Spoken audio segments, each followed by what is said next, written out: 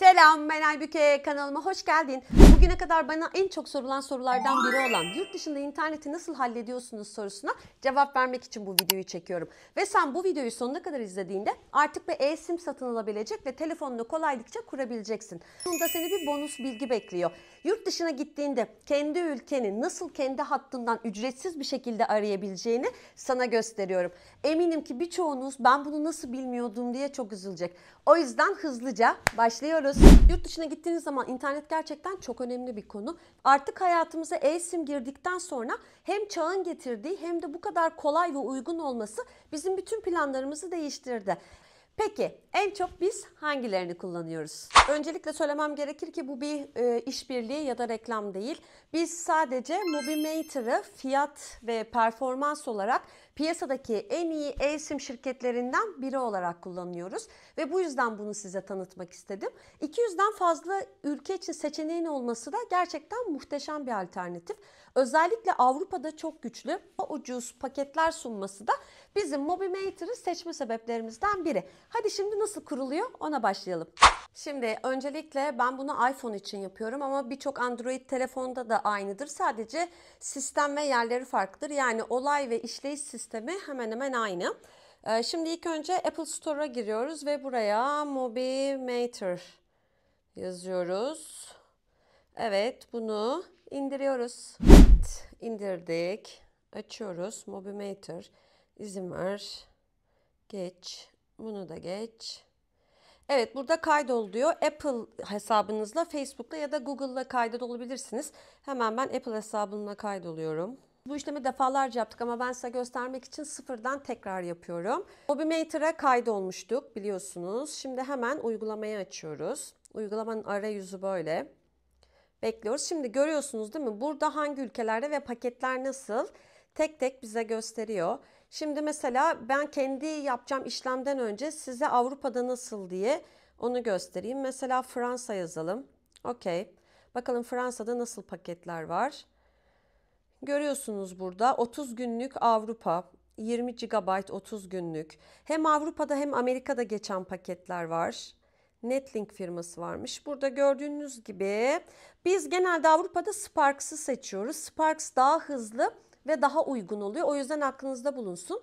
Ama biz ne yapıyoruz? Yaklaşan seyahatimiz için bakıyoruz. Yani Güney Afrika'ya.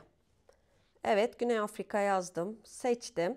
Şimdi biz Güney Afrika'da 15 gün kalacağız. O yüzden hemen sırala dedim. Fiyatta en düşük dedim. Şimdi en düşükten olan fiyatları verecek.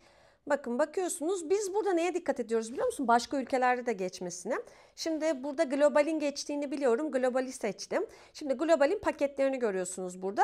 15 gün 2 GB çünkü 3 GB olmadığı için bizim için daha alternatif. Burada 10.49. Hemen bunu seçtim. Şimdi eğer Güney Afrika'dan aynı anda başka ülkeleri de geçersem işte hangi ülkelerin geçtiğini bu alttan görebiliyorsunuz. O yüzden işlem yaparken buna dikkat edin. Evet, şimdi satın al diyorum. Bekliyoruz. Bekliyoruz. Bekliyoruz. Evet. Şimdi %10 ödül kredisi, %3 indirim. %10 ödül kredisi. Eğer şimdi alırsanız bunun %10'unu size diğer alışverişleriniz için ödül olarak veriyor. Ya da bana ne ben %3 indirimli alırım arkadaşım derseniz de bunu seçebilirsiniz. Biz şimdi %10 ödül kredisi diyelim. Ödemeye devam edin. Evet anlıyorum, kabul ediyorum, anlıyorum. Apple Pay ile ödeyebilirsiniz, kredi kartıyla ödeyebilirsiniz, kripto ile ödeyebilirsiniz. Kredi kartı diyoruz. Bakalım. Tıt tıt tıt tıt. Evet bağlanıyor. Evet şimdi burada kredi kartı bilgilerimi girmeden önce bizim seyahatimize daha var. O yüzden ben bu işlemi burada yarıda kesiyorum. Size devamını göstermek için diğer seyahatlerdeki çekmiştim. Onu biraz sonra göstereceğim. Şimdi bunu neden yapıyorum? Çünkü buradan bir barkod gönderecekler bana. Şimdi o barkodu kullanmamak için ben geçmiş barkoddan işlemlere devam ediyorum. Şimdi belki telefon modeliniz farklıdır diye size bir konuda uyarıda bulunmak istiyorum. Biz eskiden gelen bu barkodun ekran görüntüsünü alıyorduk. Daha sonra hücreselde eSIM'e girip oradan ya taratıyorduk ya da galeriden seçiyorduk. Ama artık aşırı kolay. Şimdi size hemen gösteriyorum. Evet, eSIM'i bu cihaza yükleyin diyor. Tabii ki de yüklüyoruz. Hop, yükledik. Yeni eSIM'i etkinleştirin diyor. İzin verdik. eSIM'i etkinleştir diyoruz. Evet, sürdürüyoruz. Harika. Hücresel ayarlama tamamlandı diyor. Aslında bu kadar kolay ama şimdi yapmanız gereken işlemleri gösteriyorum. Saptanmış hat. Burada kişiler, uygulamanızda olmayan kişileri aramak veya onlara mesaj göndermek için kullanılır. Burada birincili seçiyoruz. Yani ana hattımızı. Siz mutlaka e-siminize bir isim verin. Ben iş dedim. Siz seyahat diyebilirsiniz. Burada birincili seçtik. iMessage ve FaceTime diyor. Burada işi seçelim. Evet. Hücresel veriye geldi. Burada hücresel veri için saptanmış hattınızı seçin diyor. Burada tabii ki de işi yani e-simimizi seçiyoruz. Kişilerin tercih edilen hatlarını güncelle diyor. Daha sonra seyahat ile kullanılan kişiler için yeni bir hat tercih etmek ister misiniz diyor. Biz burayı iş olarak yapıyoruz. Evet, şimdi ana şeye geldik. İşte bu kadar kolay yüklemesi. Biz ne yapıyoruz? Dikkat etmemiz gereken en önemli husus uluslararası dolaşıma telefonunuzun kapalı olması, yoksa operatörünüz tarafından ücretlendirilebilirsiniz. Bu konuya mutlaka devam edin. Dikkat edilecek hususlarla devam ediyoruz. Eğer Avrupa paketi alacaksanız Avrupa Birliği dışındaki ülkelerde geçerli olmuyor. Ona mutlaka dikkat edin. Sonra bu işlemleri yurt dışına da yapabilirsiniz. Ama eğer banka onayınız size mesaj olarak geliyorsa hattınızı açmak zorunda kalabilirsiniz. O nedenle eğer bankacılık işlemleriniz uygulama üzerinden onayla yapabiliyorsanız, mesela işte Garanti Bankası'nın öyle, bildiğim kadarıyla Yapı Kredi'nin öyle, telefon bankacılığının olduğu uygulamalarda sorun yok. Ama öteki takdirde gitmeden önce mutlaka bu işlemleri Türkiye'de yapmalısınız. E-sim satın almadan önce telefonunuzun e-sim'i destekleyip desteklemediğini mutlaka kontrol edin.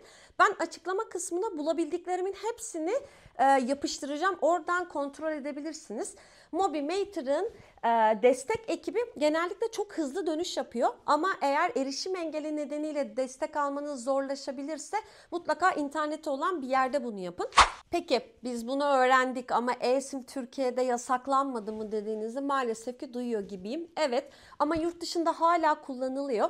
Bu nedenle birçoğu insan, bazı insan grubu VPN'le buraya giriş yapabiliyor. Geldik videonun sonundaki sürprize. Yurt dışındaki Türkiye'yi sanki kendi ülkenizdeymişsiniz gibi nasıl ücretsiz ararsınız? Onu göstereyim mi? Hadi gösteriyorum. Bunun adı WoW Wi-Fi ya da WoW LTE diye de geçiyor. Yani ağ üzerinden ses aktarımı da diyebilirsiniz. Bu yöntem sim ile operatör ile bağ kurmadan önce Wi-Fi ile iletişim kuruyor ve operatör aracılığı da olmadığı için sizden hiçbir ücret almıyor. WoW LTE de e-sim'e bağlanıp buna modemmiş gibi algılayıp oradan sizin internet hakkınızı kullanıyor ve birincil hattınızdan arama yapıyor. Yani sizin kendi hattınızdan arama oluyor. Bunun nasıl olduğunu hemen gösteriyorum. Ayarlara giriyoruz. Hücresele giriyoruz. Hücreselde bu gördüğünüz Wi-Fi ile aramanın mutlaka açık olması gerekiyor. İşte bu kadar kolay. Şimdi bunun sağlamasını yapalım. Ne yapalım? Uçak modunu alalım. Telefonumuzu uçak moduna aldık. Wi-Fi'mizi kontrol edelim. Çekiyor, gösteriyor. Bakalım arama bölümünde 532'yi arayalım. Bakın uçak modunda. Türksel Dünyası'na hoş geldiniz. İşte bu kadar kolay. Size bu bilgiyi verdiğim için kendimle gurur duyuyorum. Çünkü birçok arkadaşım bu bilgiyi maalesef ki bilmiyor. Evet, geldik videomuzun sonuna. Umarım videoyu severek izlemişsinizdir. Çok faydası olacağına ben eminim. Çünkü e-sim hem cebinize hem de zamanınıza çok katkıda olan bir uygulama. Ben en sevdiğim Mobimator'la başlamak istedim. Çünkü biz genellikle Mobimator'ı kullanıyoruz. Ama bir sonraki videoda çok insanın kullandığı gibi e-sim IO'yu anlatacağım. Aradaki farkları anlatacağım. Dediğim gibi ben en çok sevdiğimden başlamak istedim. Kanalıma abone olmayı ve beğenmeyi unutmazsanız çok sevinirim. Bir dahaki videoda görüşmek üzere. Hoşça kalın.